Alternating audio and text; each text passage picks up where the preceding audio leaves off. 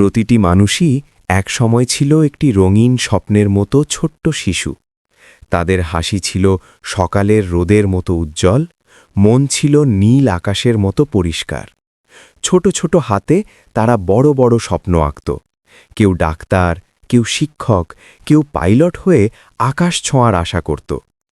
শিশুকালে মন থাকে খুব কোমল। ভালোবাসা আর যত্ন পেলে তারা ফুলের মতো ফুটে ওঠে। ধীরে ধীরে সময়ের সাথে সাথে তারা কিশোর হয়, নতুন চিন্তা শেখে, জীবনের মানে বুঝতে শুরু করে। পড়াশোনা, খেলাধুলা আর সৃজনশীল কাজ তাদের মন ও মস্তিষ্ককে গড়ে তোলে। তারপর একদিন সেই শিশুই বড় হয়ে দায়িত্বশীল মানুষে পরিণত হয়। শৈশবের স্বপ্নগুলোই তখন তাকে এগিয়ে যেতে শক্তি দেয়।